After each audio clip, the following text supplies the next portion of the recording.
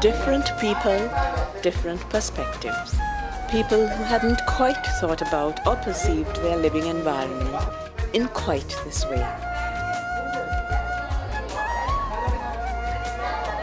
People in two villages in Sri Lanka, Mewala in the western province and Kudawaya in the central province.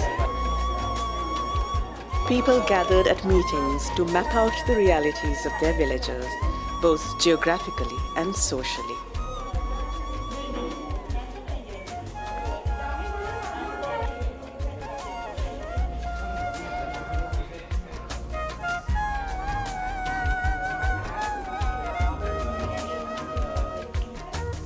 People understood and agreed on the ground realities before they talked about future directions.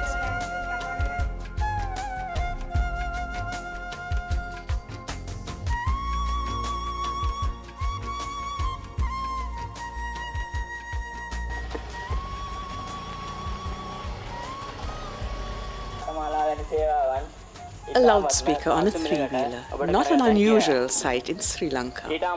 This indeed has become a common, even conventional means of carrying messages to people. What's interesting here is that it is being used to introduce a more contemporary medium to the village. The services provided by the Mewala Telehut,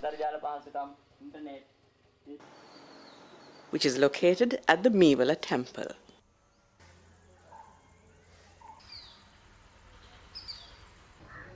This is the Sarvodaya office in Kudawaya, an information and training center for people in the area.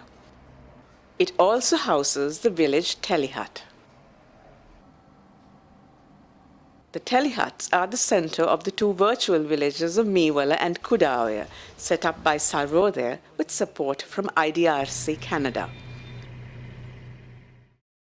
A virtual village is a community with a wireless corridor that connects residents with each other, as well as the rest of the world, through the internet. It's basically an ICT node and a supporting mechanism for community development. Mewala has a mixed population of Sinhala and Muslim communities.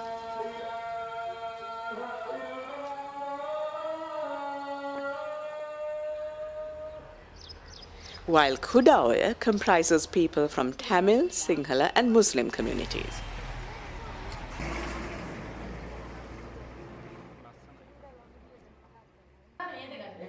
The Telehuts serve as resource centers for the people. Not only are they able to access information on the internet and communicate by email, they can also upload local content onto the virtual village website. Virtual Village Project is a research-based pilot project. It studies the socio-anthropological and technological issues on last-mile connectivity. Telehut is a gathering place for people of different ethnicities, religions and professions. The project held workshops to build people's capacity for documentation and reporting.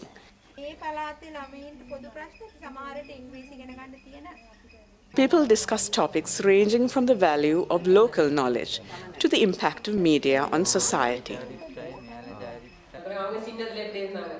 Participants formed documentation teams that would report on village matters, not just about cultural aspects of the village, but also about the social and economic problems and challenges. මේ වැඩසටහන හරහා යම් තොරතුරක් internet හා වෙනත් මාධ්‍යයන් සඳහා තමත් ක්‍රමානුකූලව ඉදිරිපත් කිරීම පිළිබඳ පුළුල් දැනුමක් මේ හරහා අපි ලබා ගත්තා. One of the activities the students found most interesting was producing their own video on information sources in the village. Here in Mewala, students took turns to direct segments of the video and also to act as reporters who asked people questions about how people gained information on particular subjects. Action. ආච්චම්මා දැන් තොරතුරු වගේ දේවල් ලබා ගන්න සාමාන්‍යයෙන් මොන වෙන්නේ? Radio එකත් ඉතින් අහනවා. රේඩියෝ එක වැඩිම මම රේඩියෝ සේවය තමයි දාලා අහන්නේ කොයි වෙලාවෙ. ඔව්. ඒක රේඩියෝ එම දාලා තිබුණොත් ඒක රේඩියෝ එකෙන් ලබා ගන්නවා. නැත්නම් ඉතින් ටීවී එකක් නැහැ බලන්න. ගමේ සිද්ධ වෙන තොරතුරු ඉතින් අපි කඩේ ළඟට ගියාම වගේ කට්ටිය ගමේ එකතු වුණාම සාකච්ඡා කරපුවාම ගමේ තොරතුරු ඉතින් ගොඩක් දැනගත්තා. ඒතර ආච්චි ටීවී එක බලනවා නම් මොන වගේ channel සාමාන්‍යයෙන් බලන්නේ?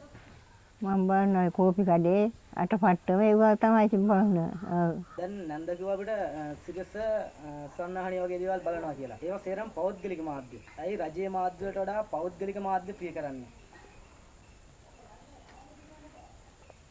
රජයේ මාධ්‍ය වලට වැඩි ඉතින් අරකේ එදිනෙදා එවලෙන් වගේ තොරතුරු ගොඩක් දරගන්න තියෙනවා.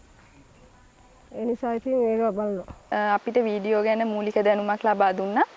ඒ වගේම තොරතුරු වාර්තාකරණය පිළිබඳ ග්‍රාමීය වශයෙන් අපිට ඒ ක්‍රියාත්මක කිරීම පිළිබඳ මූලික දැනුමක් මේ මගින් ලබා දුන්නා. A range of activities have been held in Meewala to promote the use of the telehut, to discuss social issues and the significant role of information access and knowledge sharing in the community development process. These included a village mapping workshop, awareness programs on agriculture by connecting farmers to information sources,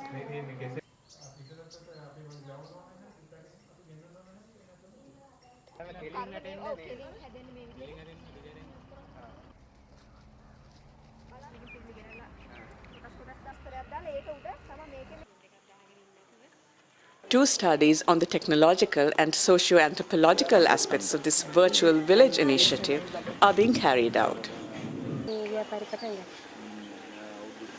When we were implementing Virtual Village, we had to overcome many challenges. And I would categorize them into three different parts. One is the regulations that we had to overcome. For instance, TRC has certain regulations using Wi-Fi in Sri Lanka. It's actually not legal. Number two is a localization part. Our ICT has to be in local languages. For instance, now the Kudaya in Hatton, which is predominantly Tamil, and the Sinhala in Meewala. Number three is the Wi-Fi, utilization of Wi-Fi, wireless fidelity. We use actually the 802.11b in this case. We also introduced additional technologies like for instance CDMA. And what we tried primarily to implement the cost-effective technologies. Now what we are moving towards ultimately is a mesh networking. Technology, when it comes, it colors. It colors in the sense that I say that it's because the technology has a cultural perspective. Technology also has a sociological aspects of it. So therefore, what is emerging out of this is actually a new science. The project is still evolving. What we learned was we tried to use a cost-effective technology. We brought open source with our local languages, and we also learned, very importantly, how the society reacts to technology. The anthropological study of the Last Mile project mainly focused on the impact made by the project on the community. There are several beneficiary groups, namely children, school children, farmers, and the medical practitioners. The main focuses of this project is to understand what changes taken place on these individuals, and also in general what changes taken place in the community. This community is not a homogeneous community. There are various groups. For instance, there are several ethnic groups, Muslim, Tamil and Sinhalese, and also caste groups, so that how this project planned and designed and how the activities are implemented in such a variation. The Virtual Village website too is keeping track of the changes taking place in the village, particularly in relation to improved access to ICTs. ටෙලිහට් එකෙන් අපිට මේ ලොකු ප්‍රයෝජනයක් වුණා. ඒ කියන්නේ අපිට කවුරුවත් උපදෙස් දෙන්න කවුරුවත් මේ හිටියේ නැහැ. ඒ කියන්නේ ගොවිතැන් ගැන අත්දැකීමක් ලැබුණා අපි ගන්නොරු ගිහින් ඒ චාරිකාවෙන් අත්දැකීමක් ලැබුණා වාගේ. CD තැටි මගින් මොනවා හරි දෙයක් ඉගෙන ගන්න ලැබුණා.